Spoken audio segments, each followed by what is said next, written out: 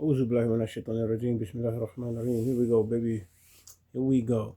Day 64 of the 90-day sobriety challenge that I started for myself. I got out of jail July 10th.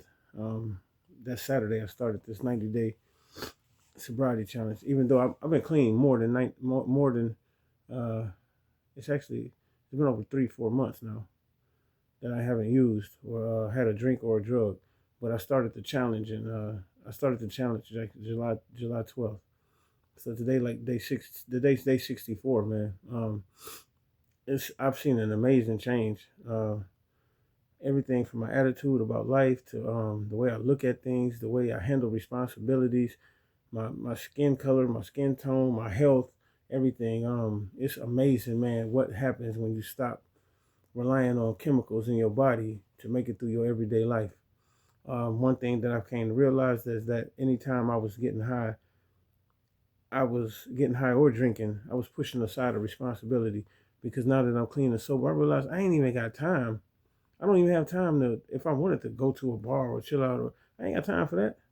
I ain't got time for that. I got kids. I got work. I'm trying to come back up. Trying to get a house. Trying to do all.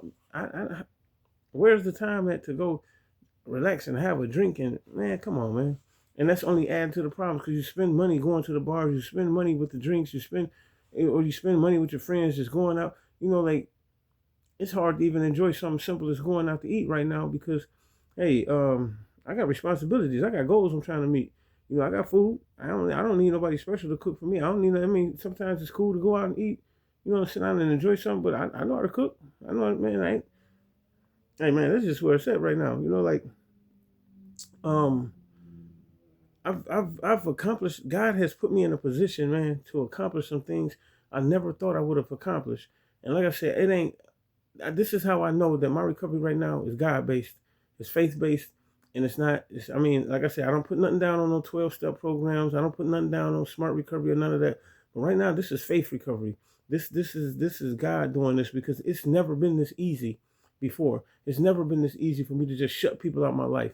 It's never been this easy for me not to want to go show people how good I'm doing or call somebody that I know in the streets and I act like I'm their savior, like I could save them. And then, all these lead right back to that road of getting high again. I could see them now just, hey, just keep going. I don't, my life is different now. Like it's not even about using drugs no more. Now it's about life recovery. It's not it's not recovery from a drug addiction. It's not recovery from using drugs and none of that. This is learning how to live again.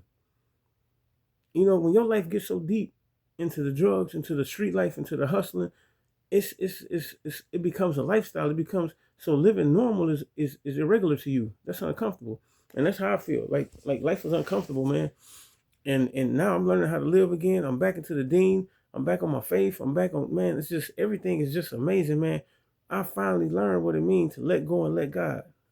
When you let go and let God, you ain't got to worry about nothing, man. Everything gonna be taken care of. It's so many times that I stressed or I felt like I had to do this or I had to do that to make ends meet or to get what I want at an appointed time or when I wanted it, and that's all it was. I was rushing things and I felt like I didn't want to wait on God to do it for me. I'd do it, go out and do it myself. Why should I wait on God when I could rob this gas station? Why should I wait on God when I can go lay this other dude down? I could just, like that's that was that life of evil. That was that life of just, okay, I'll put it like this. If you in the ocean, you hop in that water and you drowning, okay?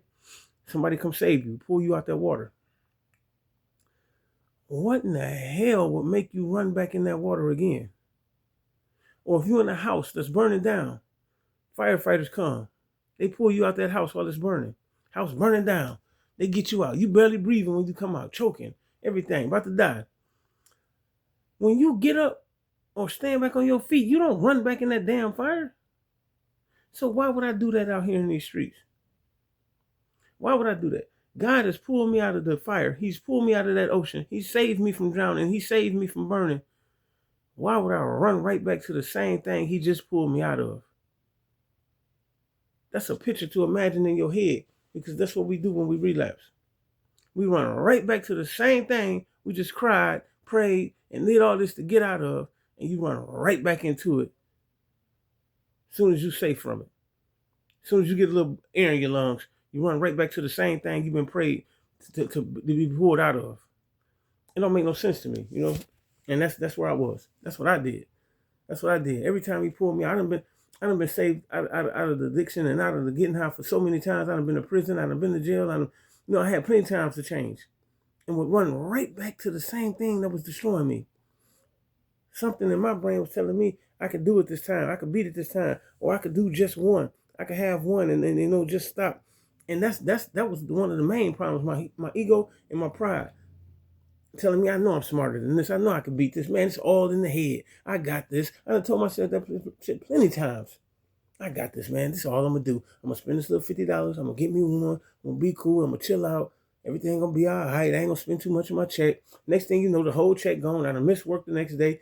Man, come on, man. I've been defeated too many times. When you realize you can't win, you can't win. If you can't win against that dope. When you finally wake up and realize, hey, I can't beat this dope.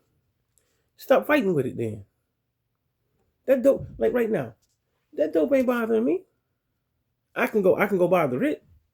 And once I bother it, that's when it's gonna mess with me. It's like messing with a sleeping bear. It's like trying to pull a bear out of hibernation. That's what the drug addiction is. When you go get high or you relapse, you pulling that bear out of hibernation.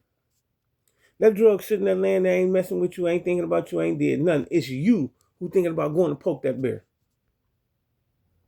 It's you who thinking about going to poke that bear. Right now, I ain't doing no poking. I ain't doing nothing, man. Life is good, man.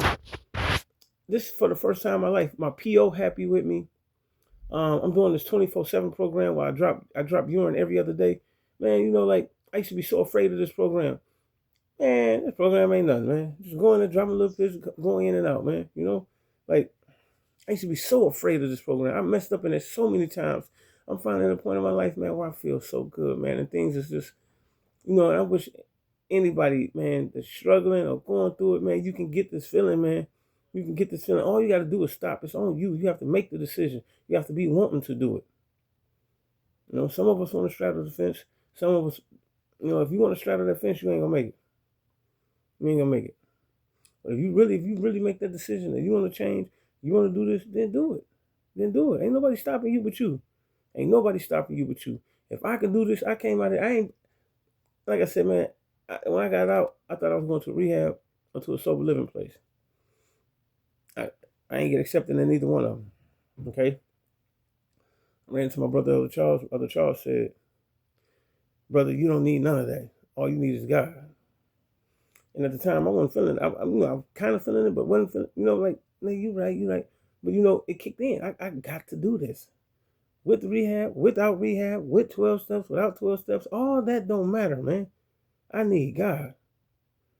Can't nothing work better than God. I don't care what 12 steps they create. I don't care what program they create. Man created that. Man is not a better creator than God. You get a hold of God, God gonna drag you through this. God gonna bring you out of this.